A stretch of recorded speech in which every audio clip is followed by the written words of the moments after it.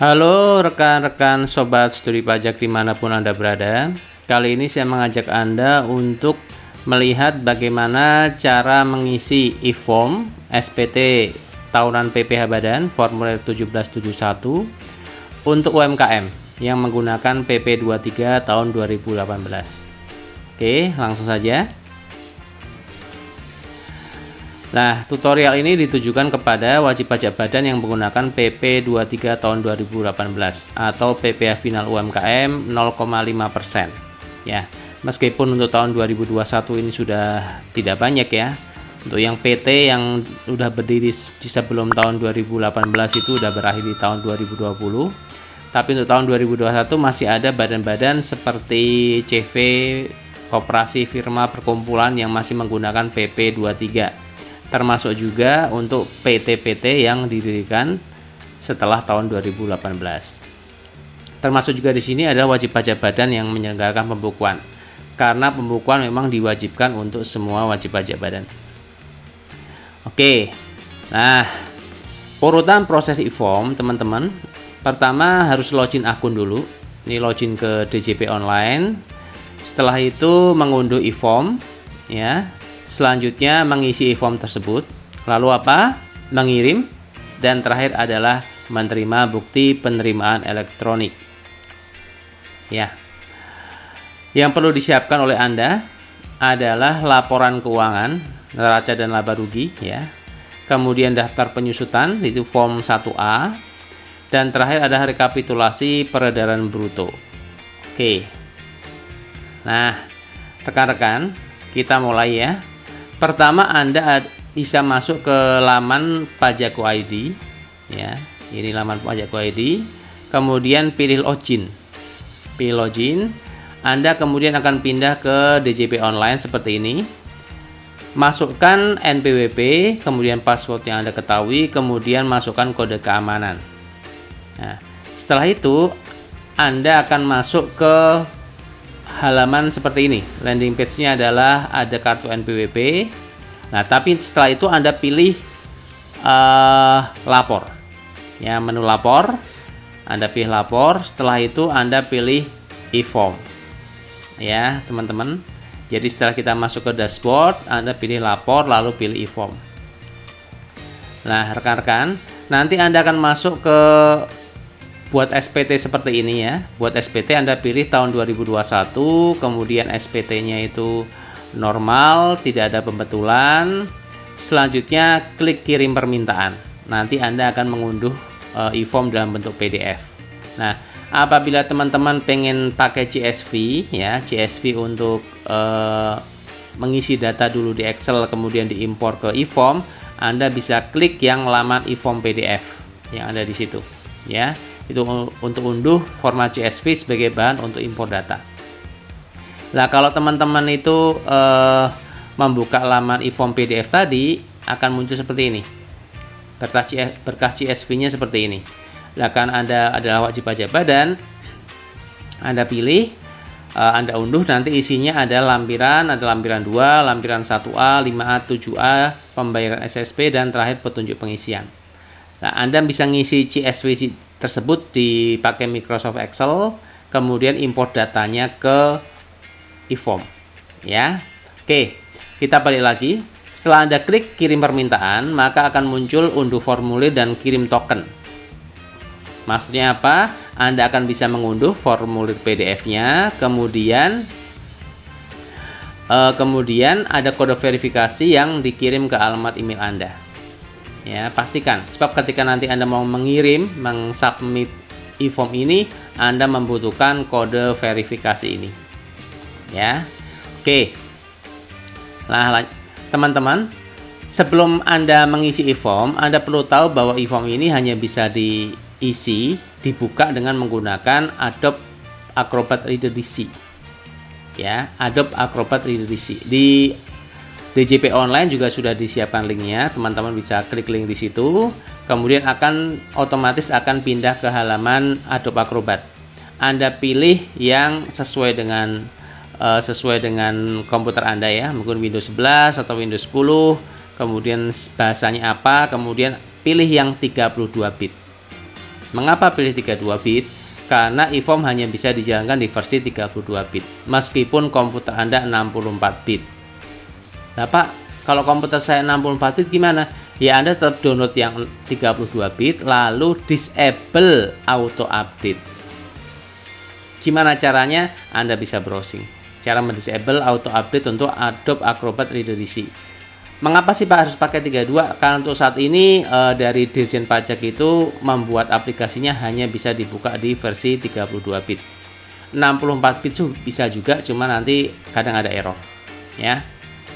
Oke, lanjut. Nah, nanti setelah Anda download, Anda bisa install ya, install Adobe Acrobat Reader DC tersebut. Butuh waktu beberapa menit ya, dan eForm ini hanya bisa dibuka di aplikasi ini.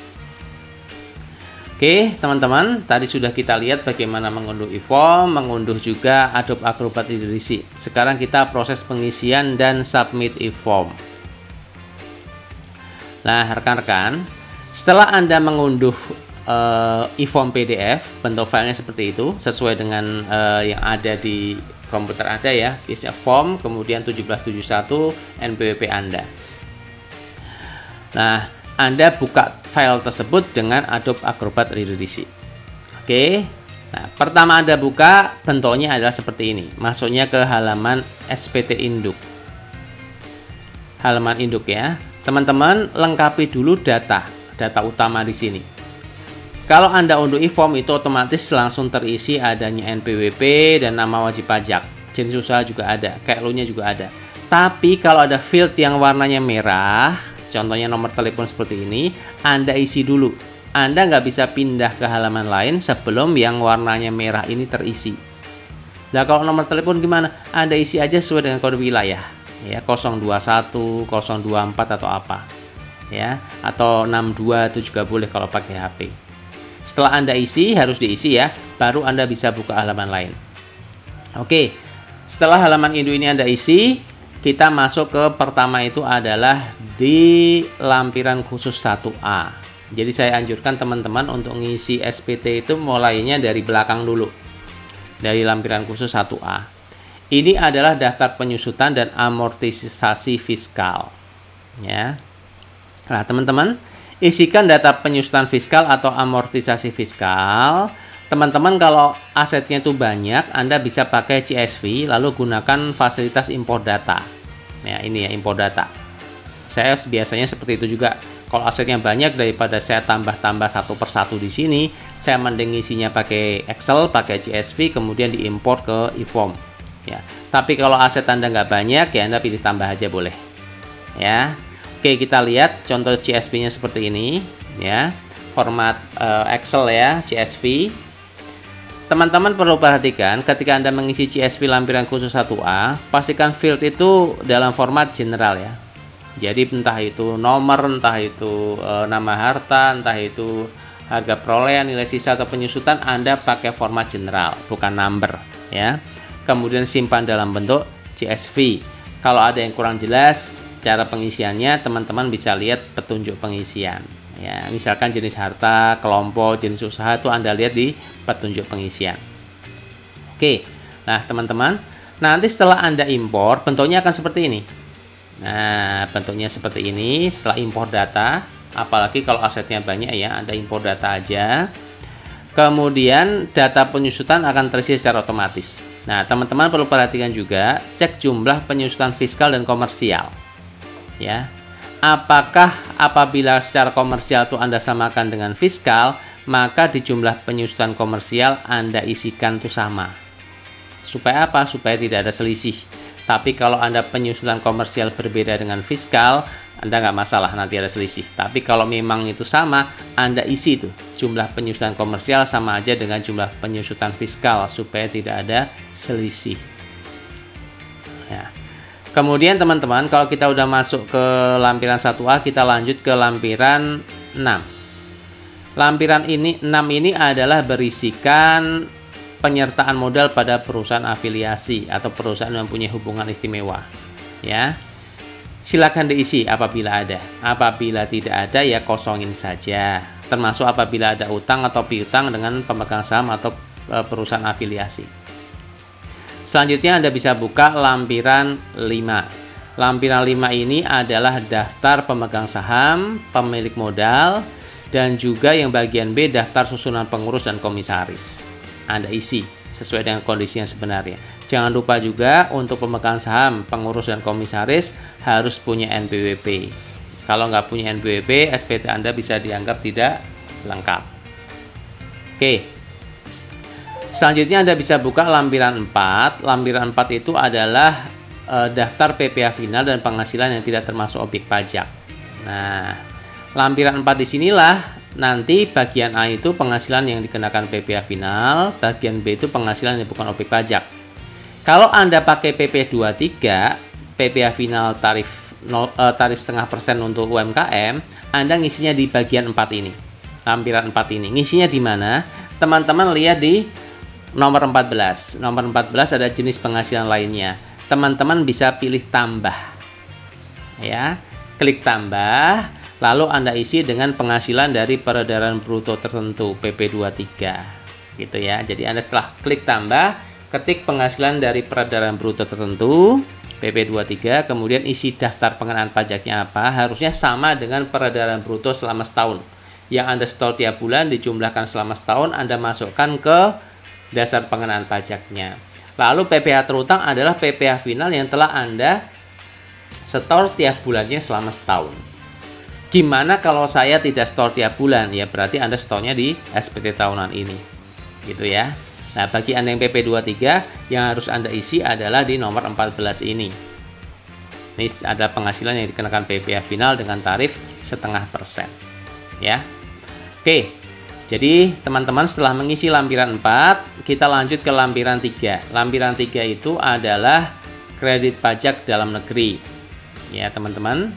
Dilengkapi dengan data pemotongan atau pemungutan apabila ada. Kalau memang banyak, impor data CSV-nya. Tapi biasanya kalau Anda pakai PP23, perusahaan Anda pakai PP23 biasanya tidak ada pemotongan atau pemungutan. Ya, berarti apa? Tidak ada kredit pajak dalam negeri. Kosongin aja.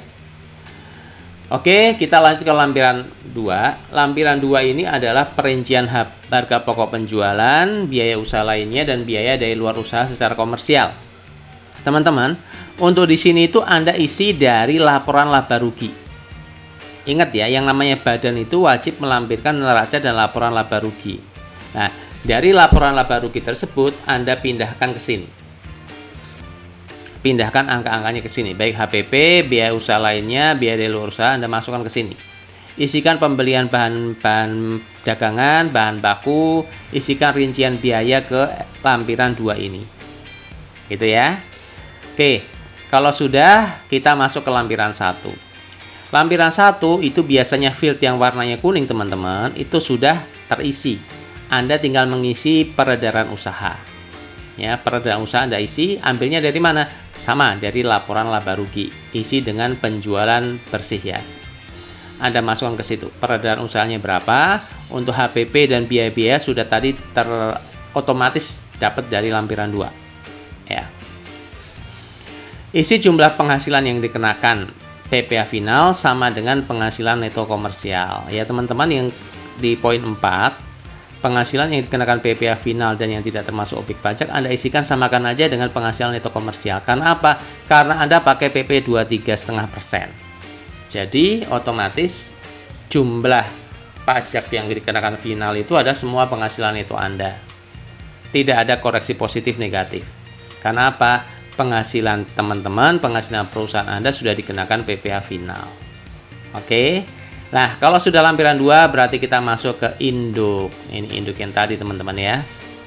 Nah, kalau teman-teman sudah dikenakan PPh final pasal PP 23 tahun 2018, maka teman-teman, yang field kuning ini otomatis terisi dengan nihil.